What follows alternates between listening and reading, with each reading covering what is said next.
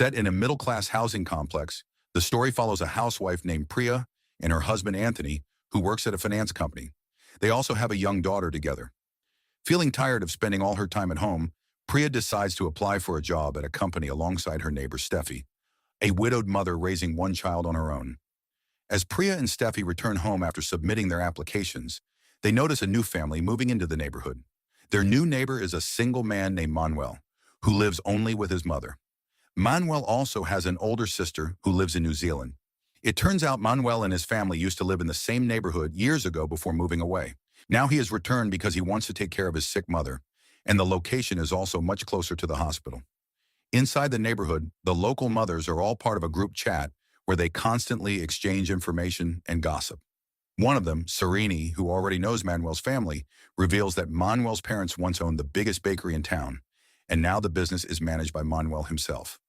That night, Priya and Anthony visit Manuel's house and are introduced to his mother, who everyone calls Amachi. The next morning, after watching Priya and the other neighbors leave for shopping, Manuel quietly takes a piece of cloth, ties it onto a wooden pole, and plants it in the backyard of his house, hidden from the neighboring homes on both sides. That was the beginning. This is Sukshma Darshini.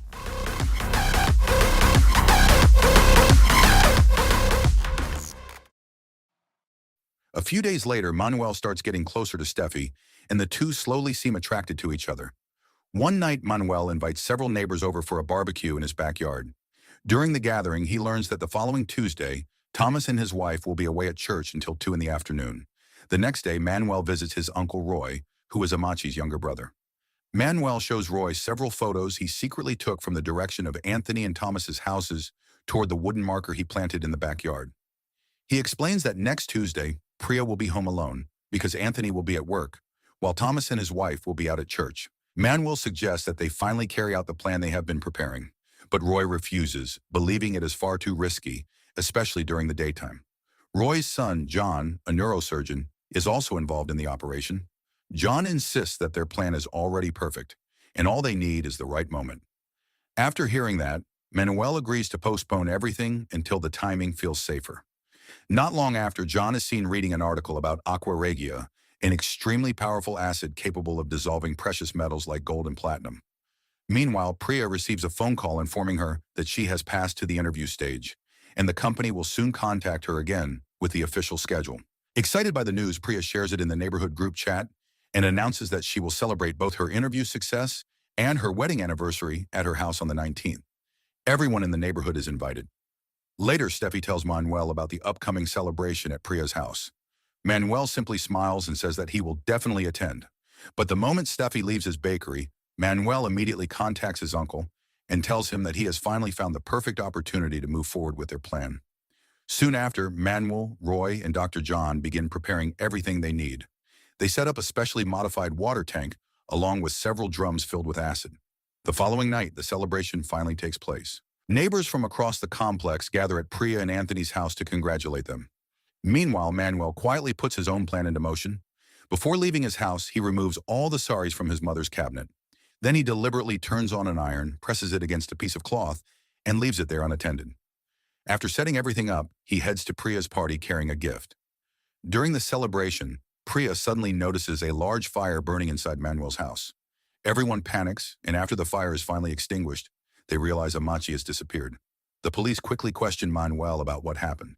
He explains that after his mother went to sleep, he attended the party next door. According to him, Amachi usually sleeps deeply after taking her regular medication, so he has no idea why she suddenly wandered off.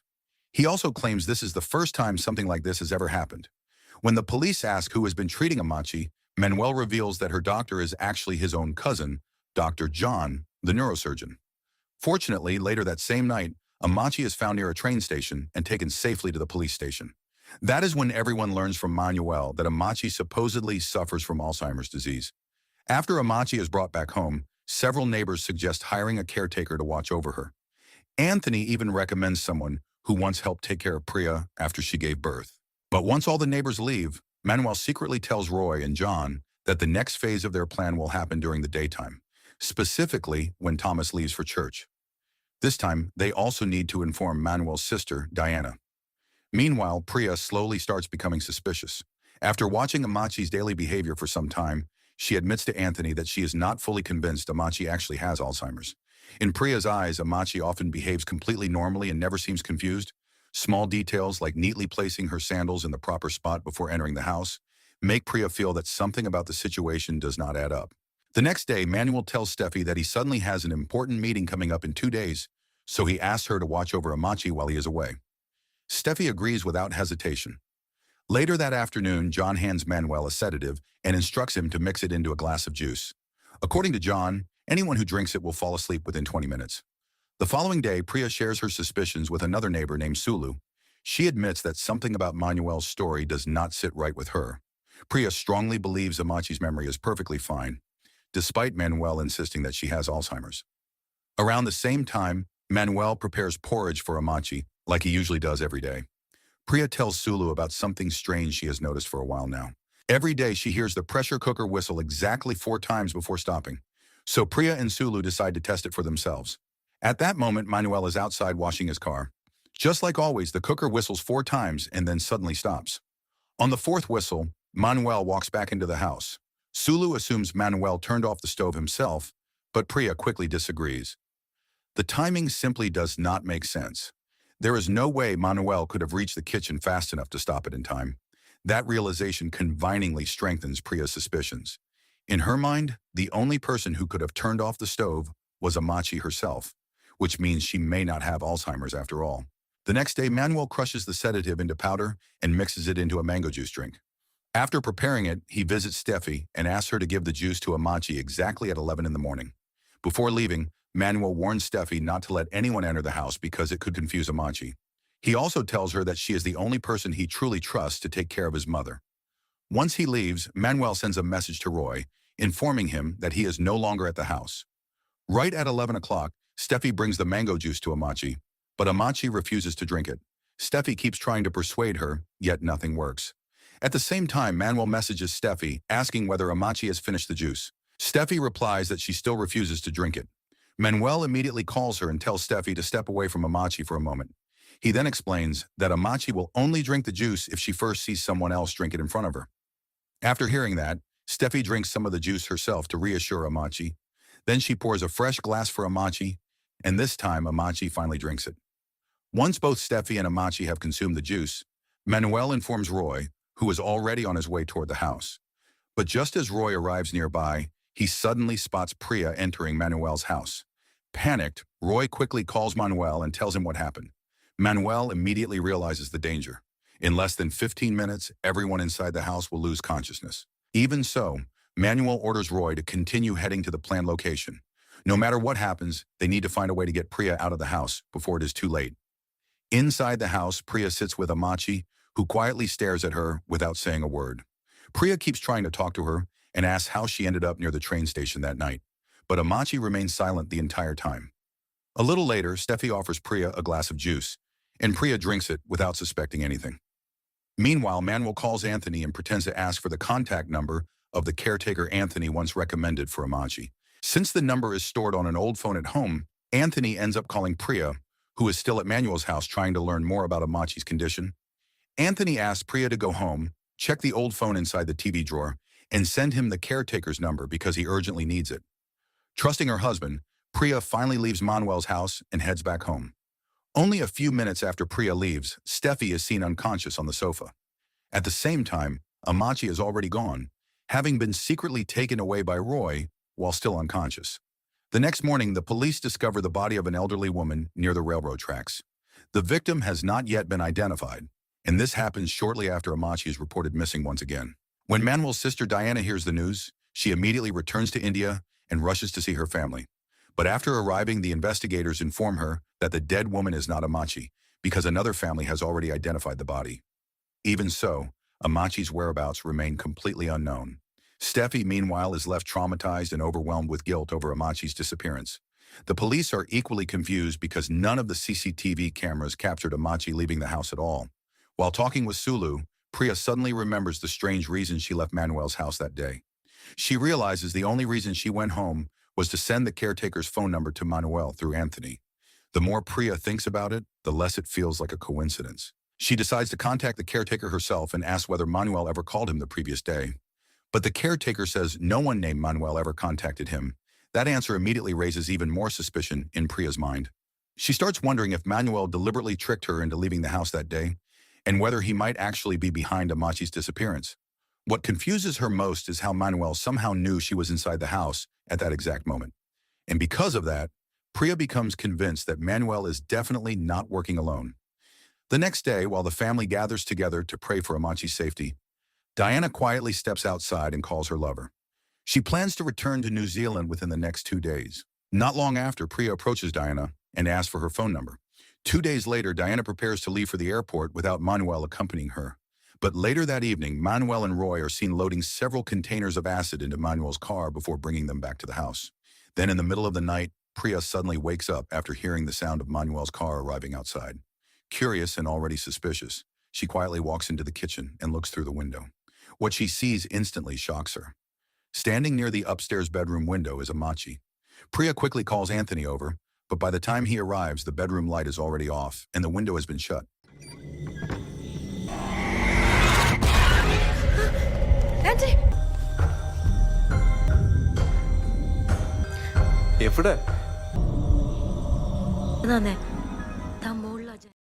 Priya insists that she clearly saw Amachi upstairs, but Anthony believes she is only imagining things because of all the stress and suspicion surrounding the case. Still, since Priya remains certain about what she saw, Anthony suggests that maybe Amachi really has returned home and promises to ask Manuel about it the next day. But when Anthony contacts Manuel the following morning, Manuel calmly claims that Amachi still has not been found. After Anthony leaves for work, Priya immediately calls Sulu and Asma over to her house. She tells them about seeing Amachi inside Manuel's home the previous night. Sulu completely believes Priya, while Asma struggles to understand why Manuel would secretly hide his own mother while telling everyone she is missing. The three women begin wondering how they can prove whether Priya's suspicions are true. That night, Priya cannot stop thinking about what she saw. Then she notices Manuel leaving the house and finally decides to investigate on her own. Before going, she contacts Sulu and Asma and asks them to watch the neighborhood from their homes and warn her if Manuel returns. Priya first peeks through the downstairs window, but the entire lower floor appears empty.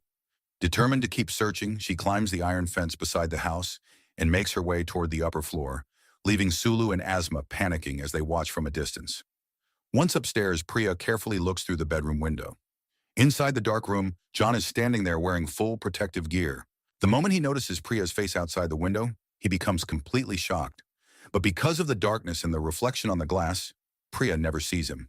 Panicking, John immediately calls Manuel and warns him about what is happening. Manuel quickly rushes back home. Meanwhile, Priya becomes trapped upstairs because Thomas is outside nearby drinking beside the house. She has no safe way to climb back down. Finally, Sulu informs her that Manuel is already returning. With no other choice, Priya jumps down from the upper floor and tries to run back home. But Manuel manages to catch up to her before she can cross the fence.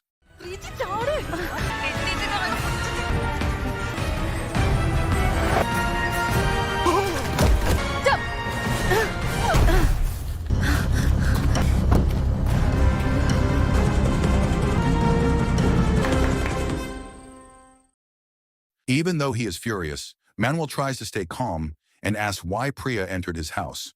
Priya explains that she only wanted to check whether Amachi had secretly returned because she saw her in the house the night before.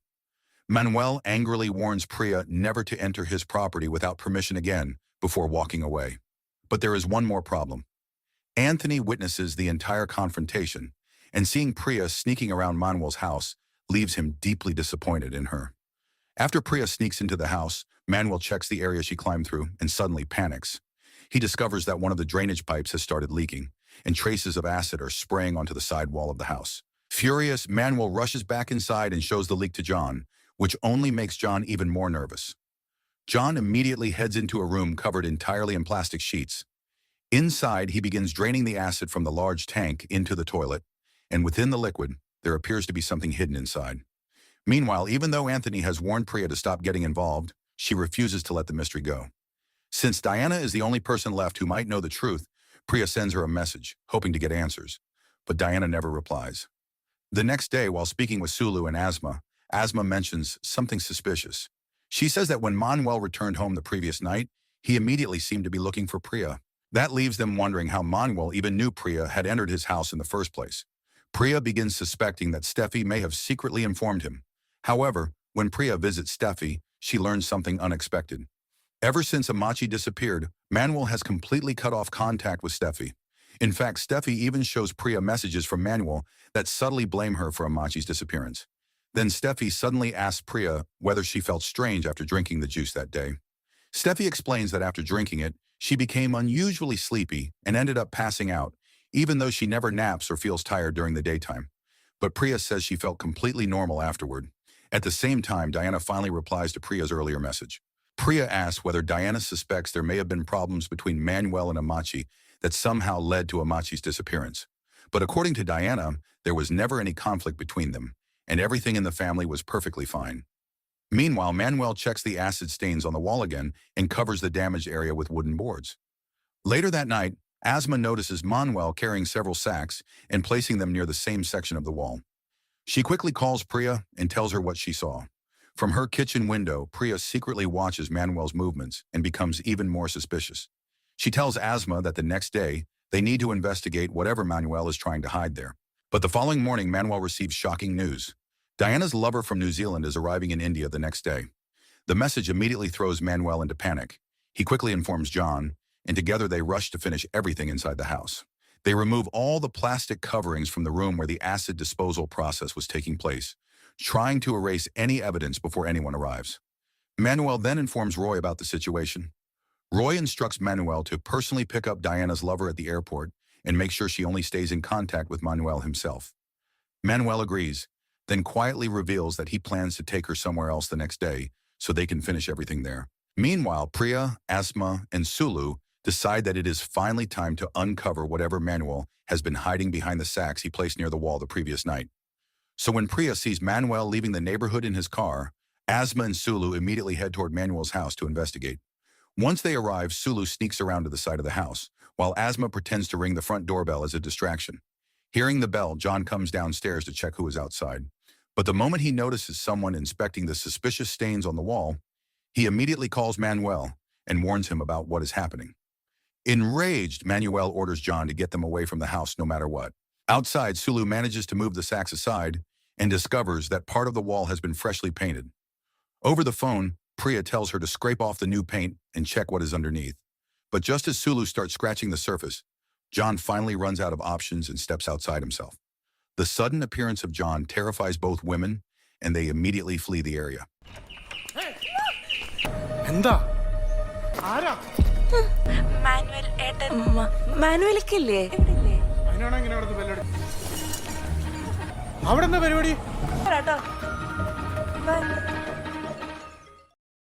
At the same time, Anthony calls Priya with unexpected news. According to Manuel, Amachi has finally been found and will soon be brought back home. When Amachi returns, Priya, Sulu, and Asma are left completely confused. Sulu even starts believing that maybe all of their suspicions were wrong after all. If Amachi has really come back safely, then perhaps Manuel was not secretly hiding her inside the house this entire time. Soon after, Manuel informs Anthony and the rest of the neighbors that his family will be moving out that very night. He explains that he wants to take Amachi back to their original home. Later, while Steffi pulls Manuel aside to speak privately with him, Priya quietly takes the opportunity to visit Amachi in her room. Priya desperately wants to know what really happened. For a brief moment, it seems like Amachi is finally about to reveal the truth. But before she can say anything, Manuel suddenly calls Priya from the doorway and tells her Anthony is waiting for her at home. As Priya leaves the house, she sends a voice message to Diana, hoping to finally speak with her directly over the phone. But Priya has no idea that Diana's phone is actually in Manuel's possession. In reality, Manuel has been the one replying to all of Priya's messages while pretending to be Diana the entire time. And slowly, the horrifying truth begins to reveal itself. Diana never actually made it back to New Zealand. The terrible thing Priya believed Manuel might have done to Amachi was never about Amachi at all. The real victim was Diana. That is exactly why, after learning that Diana's lover would soon arrive in India looking for her, Manuel and the others rushed to clean up everything inside the house and bring Amachi back home before anyone could start asking the wrong questions. That same night, Manuel and his family quietly move all of their belongings out of the house. Then the next morning, they leave the neighborhood completely, hoping to erase any suspicion surrounding Diana's disappearance. Meanwhile, Priya is supposed to attend her long-awaited job interview later that day, but she cannot focus at all. Diana still has not replied to any of her messages, and every phone call continues to go unanswered. As Priya heads to the interview with Steffi, she tries calling Diana once again, but this time Manuel simply turns off Diana's phone completely. Before going to the company office, Priya makes a quick stop at a microbiology laboratory where one of her friends works. She hands over a sample she secretly collected and asks her friend to examine it. Even after arriving at the interview location, Priya remains restless and distracted, constantly trying to contact Diana. Elsewhere, Manuel is seen burning Diana's passport along with several of her personal belongings, destroying every trace of her existence. Still determined to uncover the truth, Priya tries calling Diana again using an international call setting. But instead of connecting overseas, she hears an automated operator speaking in Malayalam. That moment confirms something terrifying to Priya. Diana never left Kerala. Priya quickly shares this discovery with Steffi. Then she searches through Diana's Instagram account and notices something shocking: a wedding invitation featuring Diana alongside another woman named DiTi. That is when Priya finally realizes Diana was in a same-sex relationship. At the very same time, DiTi finally arrives at the airport in India. She contacts Manuel, but Manuel lies to her, claiming that his car has broken down and is being repaired. Instead, he sends DiTi a location and tells her to take a ride service to meet him there. What DiTi does not know is that Manuel has already prepared a sedative spray inside the vehicle. Eventually, DiTi arrives and meets Manuel in person. Meanwhile, Priya becomes desperate to confirm whether Diana is truly still alive somewhere nearby. She decides to message DiTi directly through Instagram and asks whether Diana has already reached New Zealand. DiTi receives the message while Manuel is outside the car answering a phone call. Confused by Priya's question, DiTi replies that Diana is still in Kerala. She explains that she herself just arrived at the airport that day and is currently on the way to meet Diana together with Manuel. At that moment, Priya finally becomes certain that Diana never left India. Priya quickly asks DiTi to speak over the phone, and DiTi sends her contact number. Priya then explains everything, including how the neighbors saw Diana supposedly leaving for the airport, and how Diana had even replied to messages claiming she had safely arrived in New Zealand. Hearing this leaves DiTi completely confused because, according to her, Diana never boarded any flight at all.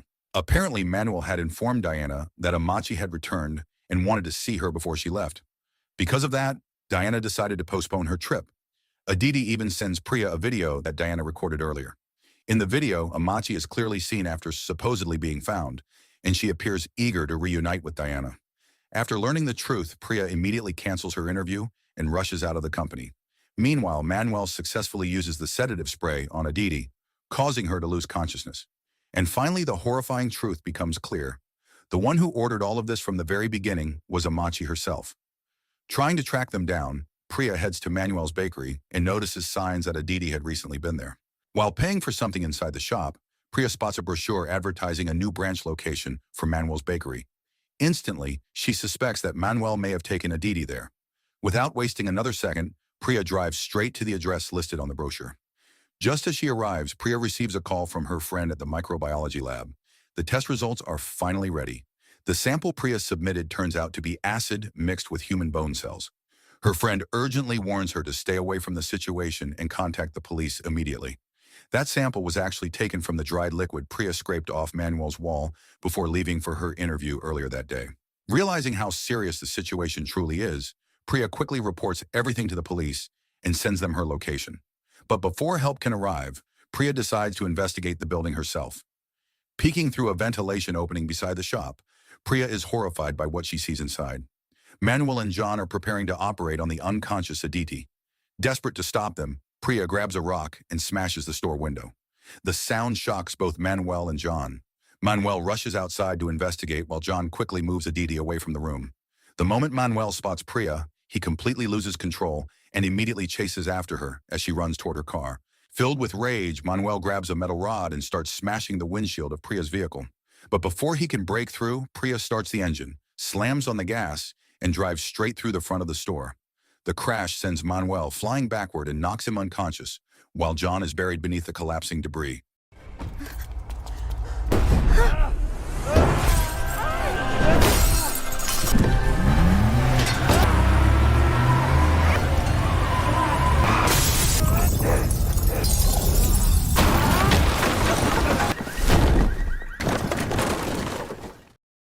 Priya quickly gets out of the car and searches through the building.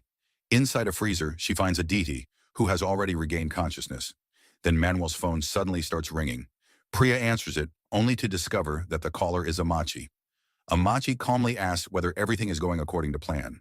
But the moment she realizes Priya is the one answering the phone, she immediately panics. Priya throws Manuel's phone away and then strikes Manuel in the head with a piece of wood, knocking him out completely.